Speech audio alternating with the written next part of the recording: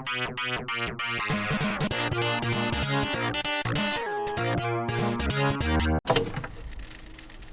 what's going on, guys? We're back with Paul. He's back in the car. Well, I always say he's back in the car. When is he never not in the car? That is always interesting to me. I say back in the car again is like he's going to be anywhere else outside of a prison. We're here with a diary of a homeless man being exterminated. There's an A. So I'm guessing there was a B to this too somewhere. Yeah, I'm not going to really prejudge or try to malign the position almost immediately. I'm thinking Paul is seeing this purely from a workplace perspective. So I don't think he's had any personal abuse by women in a relationship sense. More in, well, there's no other way to really read it except, the backstabber. So, yeah, we are going to plumb the depths of Paul's wisdom about battered and abused men. That's like going to be a lot about his personal experience and no one else's, or he'll generalize things completely and then attach it to himself. So we'll go with it. 17 minutes, that's doable. All right, let's go. Up, down, around the corner. Here we go. All right, Paul, you're good. You're good. Dear Diary. Dear Diary. I shouldn't do this, but I'm going to try winging this video before the battery. Uh-oh, it's a taboo subject. Paul's stepping out there. He's putting himself on the line. Comes out without any notes. Oh, yeah. He always needs his notes. He always has the laptop primed and ready to go, but I think it's running out of battery, so he's got to wing this. First things first. Today was the first of 3 days in a row that are hot. Relative to what it's been in the 70s. It's only just begun, and he's already kind of has that labored breathing. What it was supposed to be. I don't have enough internet access to figure out what it even was, but it probably was in the 70s. The good news is it was actually really windy. Well, I didn't have to do this constantly. When I was young, they had these little thermometers and... Oh God, he's in Grandpa Simpson mode. Compass and... use that digital thermometer. Where the hell is he going? Oh, it's so he's jumping into his little loot box of stuff from the office. That's the box, I believe, and then he's got all his personal effects that when the office said get to step in, and you've probably had a security guy come in and to say, come on, let's go, get your stuff. Come on, Paul, out. Oh, God.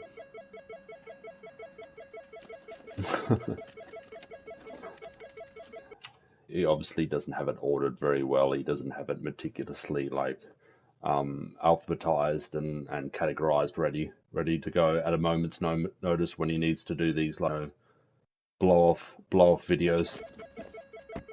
Oh man. Headache shaker I use. But let's see. Doesn't list the company name, right? Which I want to list. Yeah, American Musical Supply. He's already he said it in a recent video, so it's out there.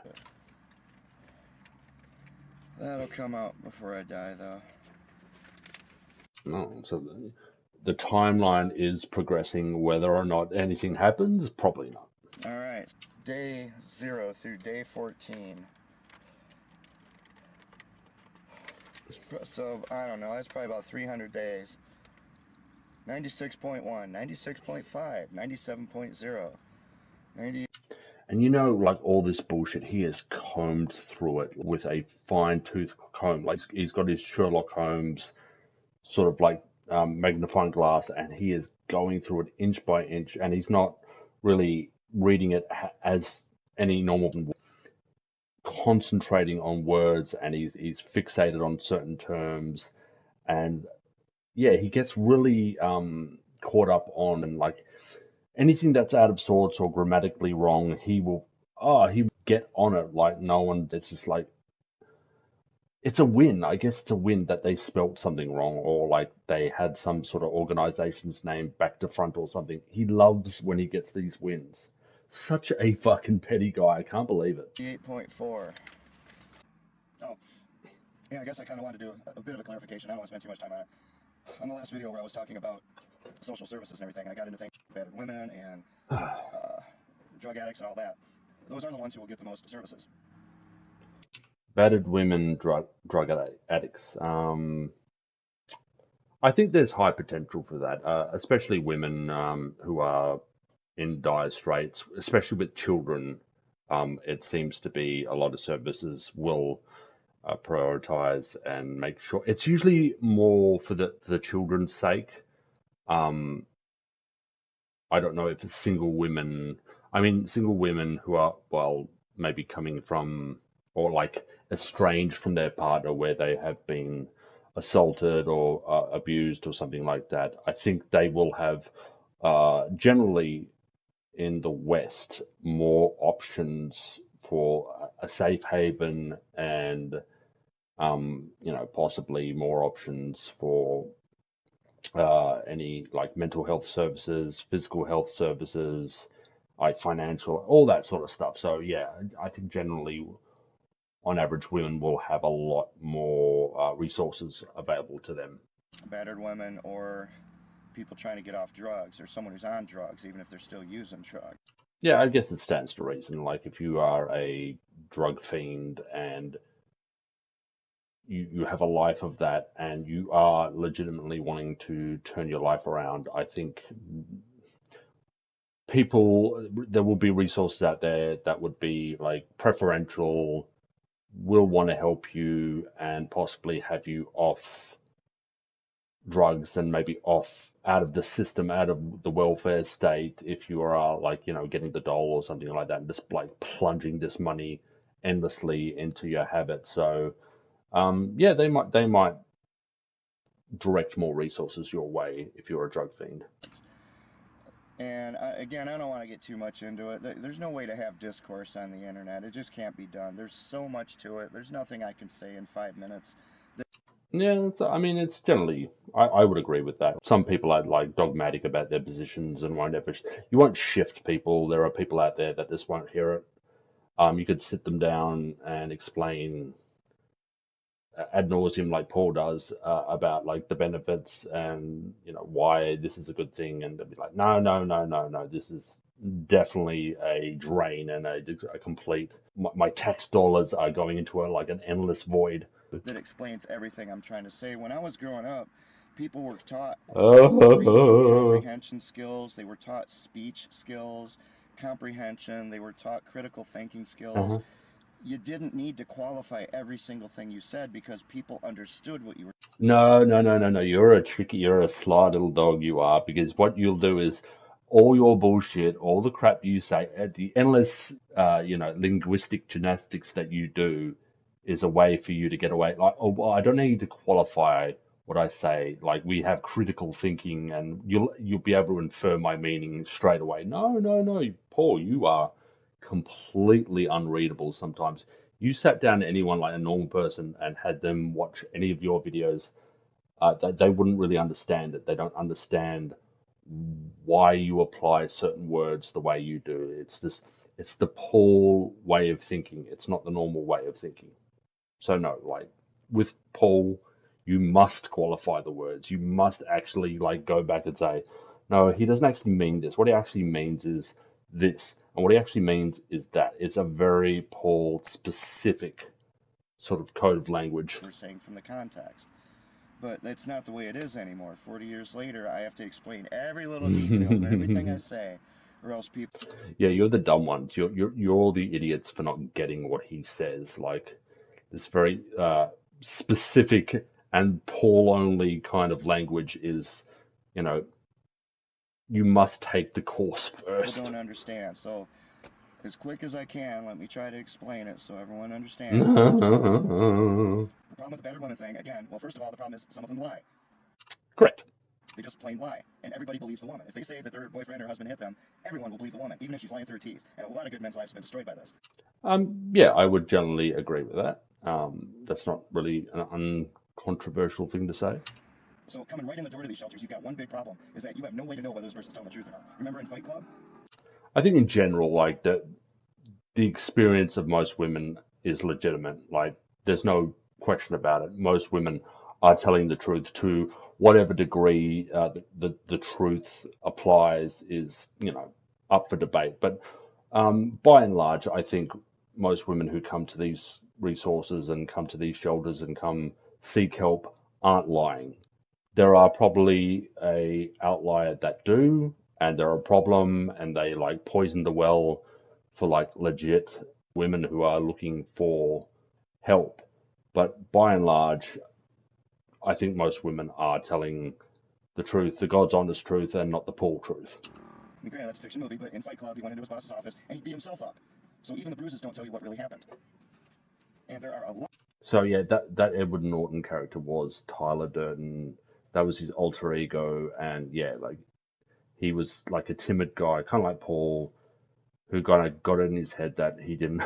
It's funny because like you look at that meme, like you look at the movie now in the context of the modern era, the contemporary era, and you see this guy who had like a beautiful apartment, like the elegant for the time IKEA, and his very well job was just too humdrum for him. He was bored as shit, and the opulence and like superfluous money and like all that sort of stuff was just like getting on his nerves. So he wanted to live this life of like complete destruction and chaos. And I guess the Tyler Durden character grew from that.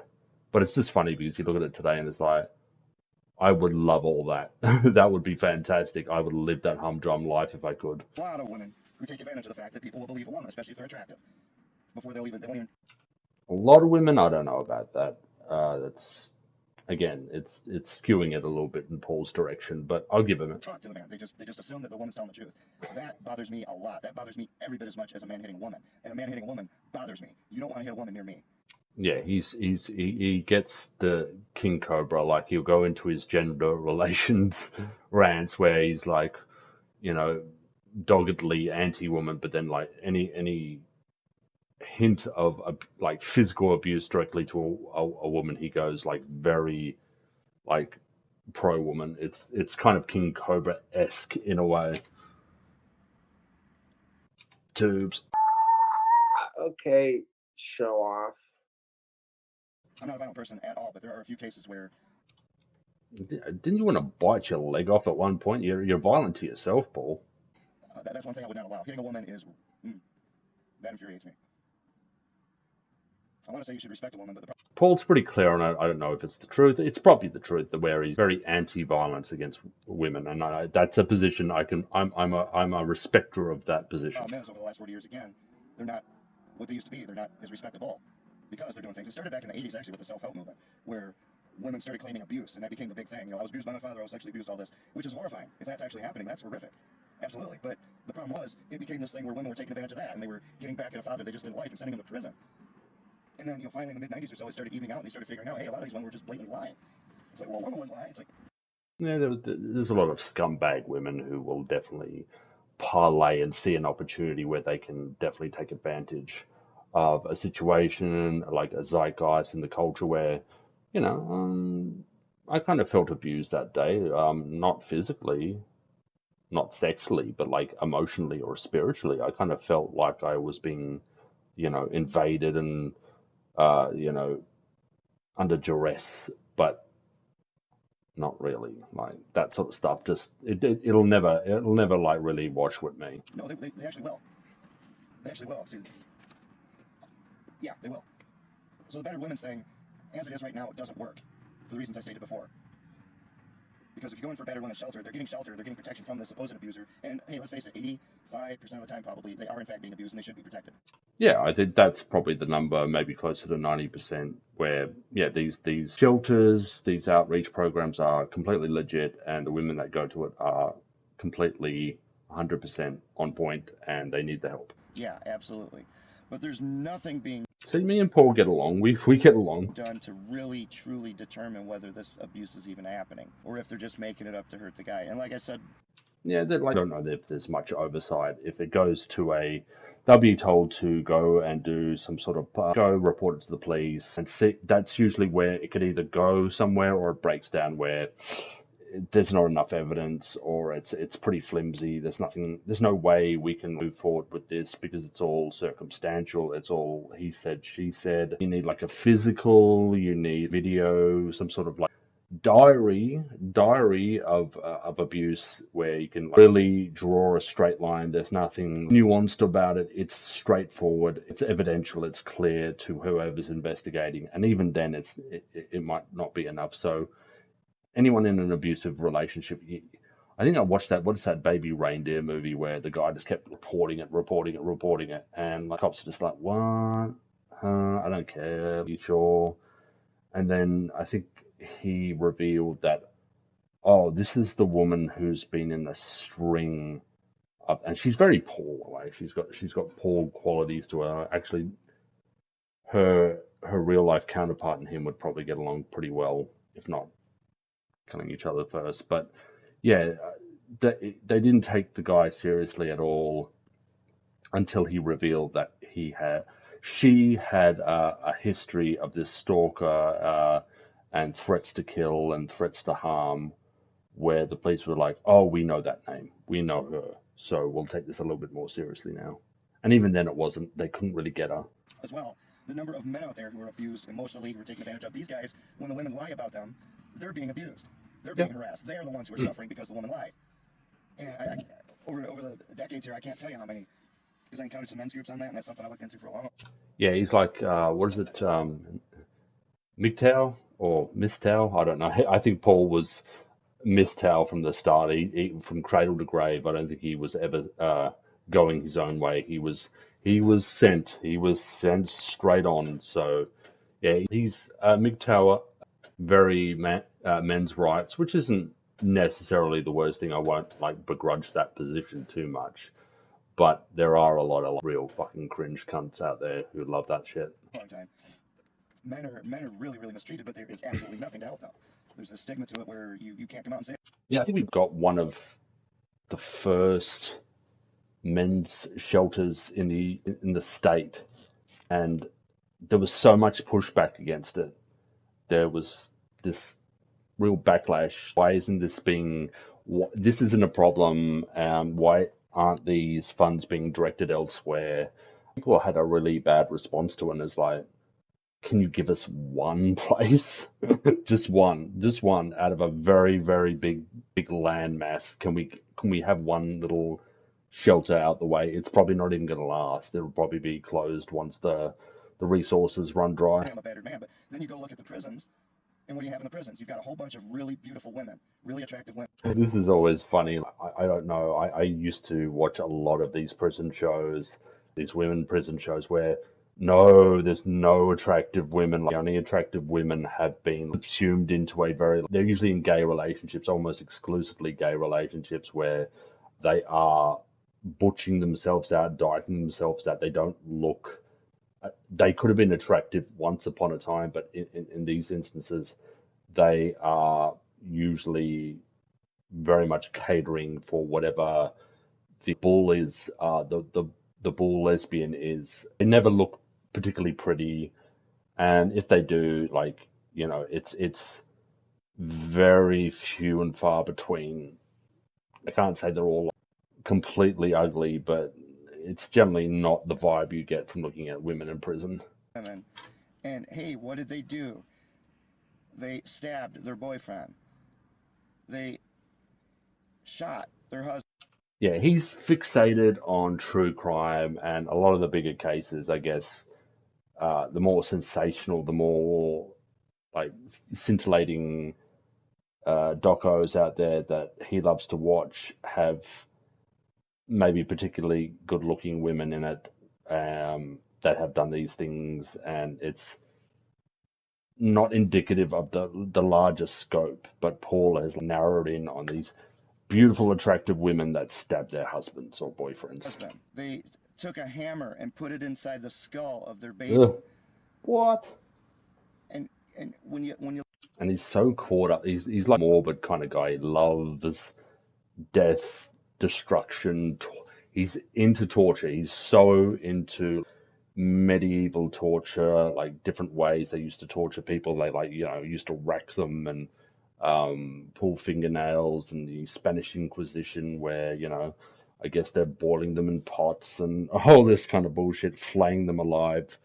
I think they even did that kind of like put the barrel on their chest and put a rat in it, like with that Game of Thrones episode. Like that's like legitimately what they used to do. And this is the kind of thing that Paul is fascinated with. So when he invokes a lot of the language of the HR and the backstabber are torturing me, this is what they love to do. They love to hang me above crocodiles or something. It's all invocative of that. you look at the whole picture, you start to see, hey, you know what? Women actually are pretty darn violent, and they lie. Yeah, no, women have very violent tendencies, but it's just, they don't have the physicality to really, I guess, make it matter in any meaningful way, unless they are like a Ronda Rousey or something. Yeah, there is violent tendencies in women. Not as much as men. I don't think that's even close. But to say that there isn't is just, yeah, it's an outright lie. Just like men, I'm not saying men don't, but I'm saying this illusion that men are the bad people and women are just the helpless victims is so monumentally stupid. It needs to be erased from society. We can't go on this way because it's screwing everything up. It prevents truly battered women from getting what they need to begin with. They should get everything they need. Some of them are lying, so then they... Yeah, reasonable position there by Paul. I think he's, at the very least, he's looking at the other side of the equation, and he's not all just like focusing on I'm a MGTOW monk, man, and this is the way it should be, and blah blah blah. End up destroying the life of some guy who didn't do anything, or didn't do at least what he's accused of. And then you've got men who are just being tortured in so many ways, emotionally and psychologically, being manipulated, let alone on a virtual leash, and just destroyed in that way. And they can't talk to anybody about it. Many of them feel like they can't even talk to their best friend, another guy. Yeah, it's definitely a point he makes. You don't want to be seen as the guy who gets whipped by the missus. You don't want to be that guy where, you like, yes, honeykins, yes, yes, yes, I'll do whatever you want, yes, yes. That sort of guy. Where, you can, like, leave yourself open to being abused, being physically abused, emotionally abused, not so much sexually, maybe, where you become subservient to a domineering personality.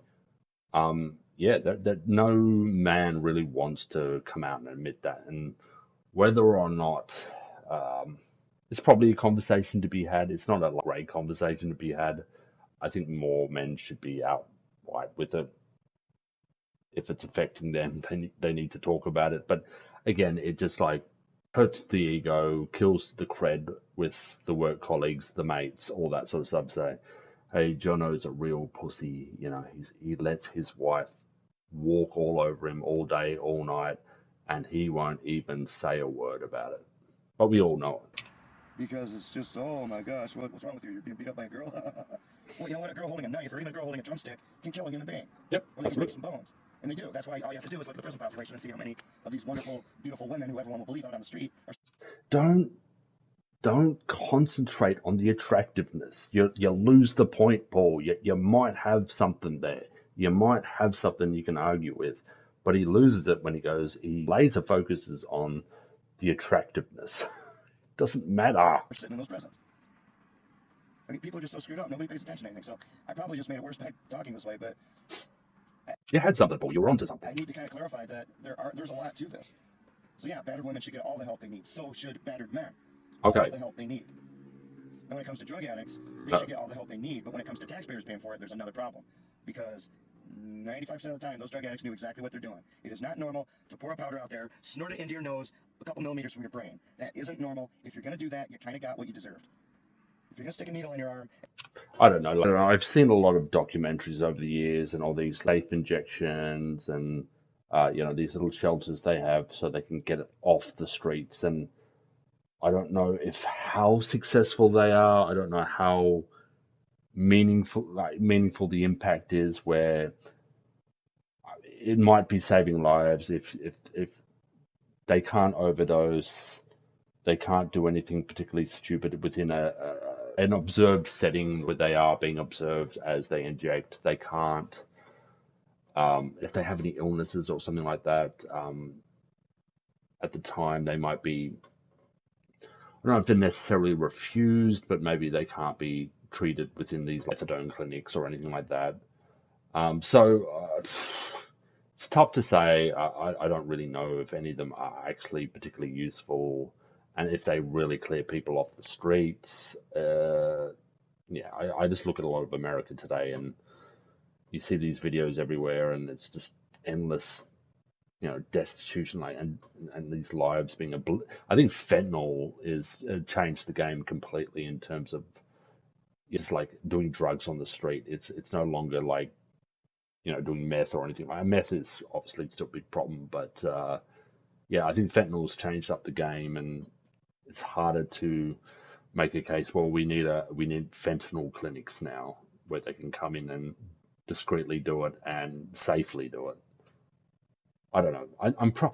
I would say there's a lot of success stories, and I would say there's probably a lot of failures where people just generally will do drugs anywhere they can, and if it's on the street, it makes it probably a little bit more easier than going to this set place. They got to go across town, sit down, be observed, get high in a very sterile environment.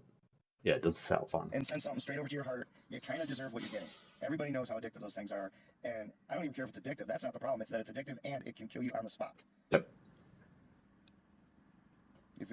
I think like a first responder. I think she was like going to a guy ODing on fentanyl, and I think she got like some residue on a glove or something like that, and she like wiped her forehead or something during this whole process, and they were like indicating that the sweat beads into her eyes and into her nose, and like just the absorption by the skin, and not totally by the skin, but some of it was led to her having also a fentanyl scare where she was not doing well.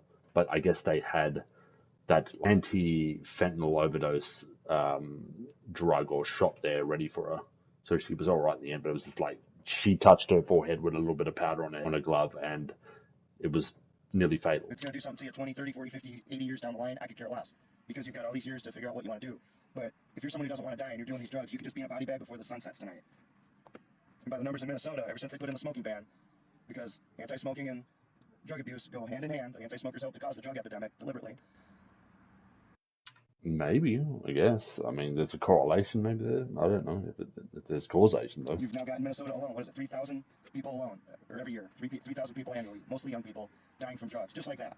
They've been snorting the nose, they've been smoking the pipe, they've been putting it in their veins, everything's fine. I'm used to this, I'm an expert at it, this is my expertise. Other people try to get it. Do you remember Crocodile? It was like crazy Russian, I don't know if it was like black tar heroin mixed with like some crazy leech. I don't know what it was, but it would literally rot away your leg. I guess they injected maybe in their toes, maybe in somewhere in their ass. I don't know, but it would start to rot away their limbs, pure necrosis of like, skin tissue. And yeah, there would be like dudes shooting up into some like, vein hanging on by a thread, just literally slot it through like some open sore and put it in and like, yeah, get higher. Yeah, that was crazy. It was like maybe 15 years ago, Crocodile was a thing. Nobel Prize. I have expertise in how to snort different powders. At least until that one day when they snort it and they're in a body bag that night. Taxpayers should not have to pay for that. At least until they get a system where those taxes are doing it efficiently, which they're not right now. No, I don't really have too much faith in any of my tax dollars going to anything of any meaning or note or any significance. It would be a lovely world just to say, all right, I will pay tax.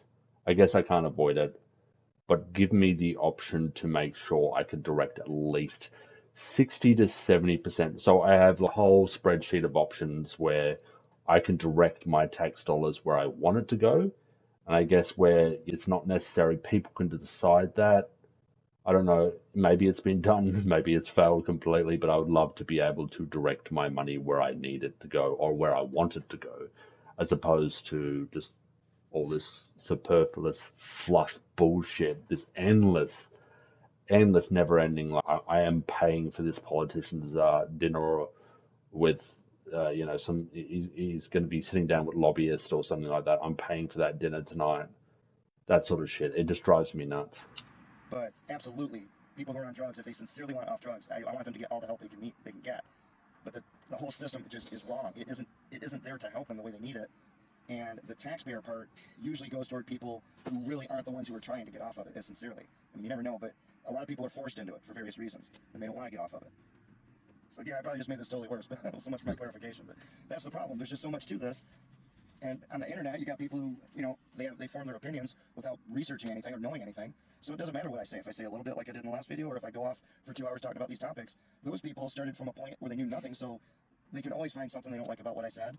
And there's Yeah, people are dogmatic. They're rigid in their positions where they just won't let go. They don't want to see another side of the perspective, and they'll stick with it. And you won't ever shift those people unless it hits them personally. I always find that's usually where it shifts, where if they have a drug addict that's very close to them, or maybe a very discreet drug addict or alcoholic or something like that, and their life ends, you might see a tonal shift in how they perceive it. But generally, until that happens, they will, usually hold that position to the grave. no way to win the battle. So I don't want to go on and on and on You just can't win, Paul. Sometimes you just can't win. It's not worth and on arguing. and on about it.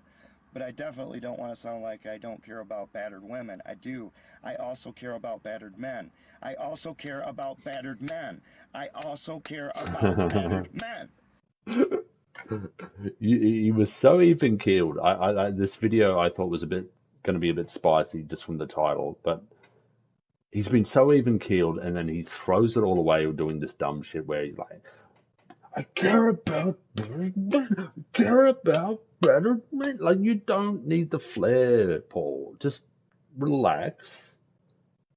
Let your ways of persuasiveness, let the argument speak for itself. You don't need to go crazy at the end. You lose people that way. I care about men who go to Uh-oh. jail, who go to prison, who have to go hide in a hotel themselves because they're near an abuse.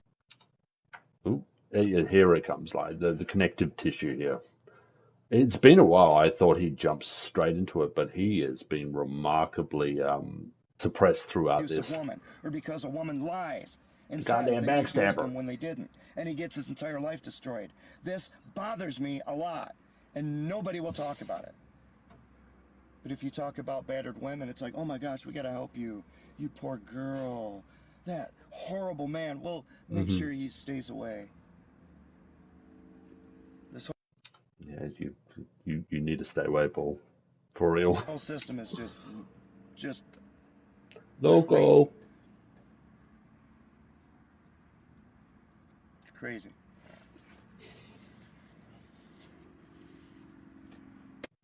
Where is he getting these paper towels? He must be stealing them. I'm infatuated with it now because he's running out of money. He can't feed himself. But these paper towels just keep appearing everywhere. Endless rolls of these paper towels. And like I said in a previous video, they're not inexpensive anymore. They used to be nothing. Like, you used to never think about it, but now it's like, hey, $4 or $5 for like 2 rolls, and you're like, God damn. And then the third part of this is something that I wanted to be a little more fun. Gotta inject some levity. You gotta have a little fun with it, Paul. Otherwise, it's too serious. Wonderful cars again. But I'm so riled up by this because I've just seen too many men, and not just since I've been homeless. I've seen this going all the way back when I was in graduate school, where men get their reputations destroyed. I mean, good people get their reputations destroyed just because a woman lies and everyone believes them. Doesn't even investigate. I think his kind of MGTOW tendencies have gone back beyond the backstab. I think he's been, hard in the paint for a little while. He's been living that life for a little while. So I don't want to say this is a reaction to the backstabber. It's more of she has brought it back full force into Paul's life. Check anything, see whether they're telling the truth, find out whether they have a history of being a liar or doing this to other guys. They don't even, nothing. And I've just seen this for so long, and men never get any publicity. It just sickens me. So I'm going to turn off the camera and roll the windows down and try to cool off before I talk about the slightly more fun thing I have for this diary entry. I'm not going to do part B.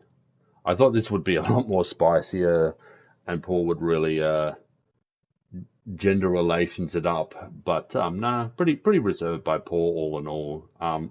I think I agreed with him more than I disagree. It's just that, yeah, his way of kind of losing that, he's got a persuasive argument, and he's got like a sympathetic argument, but ultimately he just fixates on dumb shit that doesn't matter, and then he gets theatrical. He's in, you know, a drama club where he's throwing his hands around, he's trying to make the point, but any neutral woman would be looking like that and like, oh, what a fucking wackadoo. Anyway, that's the video, guys. Until next time.